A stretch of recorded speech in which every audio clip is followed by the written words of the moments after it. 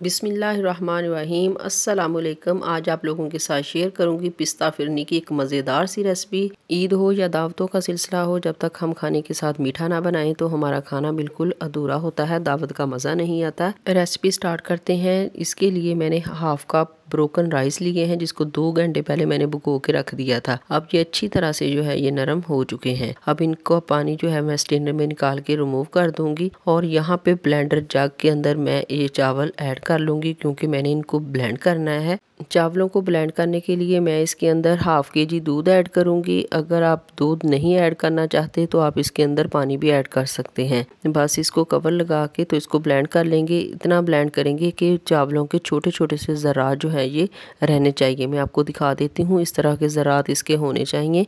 इससे फिरनी के अंदर बहुत ही ज़बरदस्त टेस्ट आता है। बस इसको बना के साइड पे कर देते हैं। और यहाँ पे मैंने 1.5 लीटर दूध बॉयल होने के लिए छोड़ दिया है मीडियम फ्लेम पे। दूध को जब बॉयल आना शुरू हो जाएगा तो जो चावल हमने ब्लेंड करके रखे हुए थे और दूध मिक्स किया हुआ है वो इसके अंदर सारे का सारा ऐड कर देंगे। इसको ऐड करने के बाद हमने स्पैचुला को 1 मिनट के लिए भी नहीं रोकना। बस अब हमने इसको पकाना है, क्योंकि हमें बहुत ज़्यादा टाइम नहीं लगेगा, तकरीबन 15 मिनट लगेंगे और ये रेसिपी हमारी बन के तैयार हो जाएगी। स्पैचुला चलाते रहना है। स्पैचुला आपने 1 मिनट के लिए भी जो है वो बिल्कुल नहीं रोकना, क्योंकि चावल ब्लेंड किए हुए हैं। अगर आप स्पैचुला नहीं चलाएंगे तो चावल नीचे लग जाएंगे, जिससे टेस्ट जो है ये वो ख़राब हो जाएगा। अब 4 अदद इलायची वो इसके अंदर ऐड कर दी है खुशबू के लिए। इससे बहुत ही ज़बरदस्त खुशबू आएगी। इस रेसिपी के लिए मैंने दूध 2 किलो इस्तेमाल किया है और फ्लेम हमारा जो है, जब दूध बॉयल होने वाला था तब मीडियम था, अब मैंने मीडियम टू लो किया हुआ है।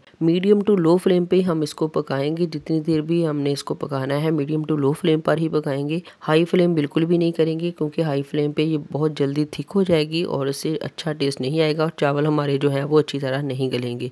इसको पकते हुए 10 मिनट हो चुके हैं और अब ये थिक होना शुरू हो चुकी है। इस पॉइंट पे आके मैं इसके अंदर शुगर ऐड करूँगी। मैं इसके अंदर 1 कप शुगर ऐड करूँगी। आप अपने टेस्ट के मुताबिक ऐड कर सकते हैं, जितना मीठा आप पसंद करते हैं। आपने देखा कि जैसे ही मैंने इसके अंदर शुगर ऐड की तो ये दोबारा से पतली होना शुरू हो गई। अब इसको 2 से 3 मिनट तक मज़ीद पकाऊँगी। माशाल्लाह से अब दोबारा थिक हो गई है ये। इसी पॉइंट पे आके मैं इसके अंदर ग्रीन फूड कलर ऐड करूंगी, क्योंकि हम पिस्ता फिरनी बना रहे हैं तो फिर कलर तो लाजमी इसके अंदर ऐड करेंगे। इसी स्टेज पे अगर आपको रेसिपी पसंद आए तो रेसिपी को लाइक और चैनल को सब्सक्राइब करके बेल आइकन को ज़रूर प्रेस कर लिया करें, ताकि डेली बेस पे आने वाली वीडियो का नोटिफिकेशन सबसे पहले आप तक पहुँचे। अब हम इसके अंदर बरी कट किए हुए बादाम और पिस्ते वो इसके अंदर ऐड कर देंगे और फ्लेम को कर देंगे बंद और इसको रूम टेम्परेचर पे ठंडा करेंगे।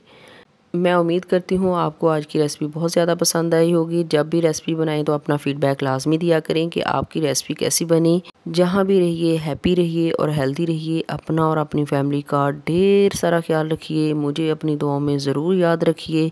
डिश आउट करने के बाद इसको ऊपर से पिस्ते से गार्निश कर देंगे और इसको हम फ्रीज़र में रख देंगे 2 घंटे के लिए। ठंडा करने के बाद इसको सर्व करें।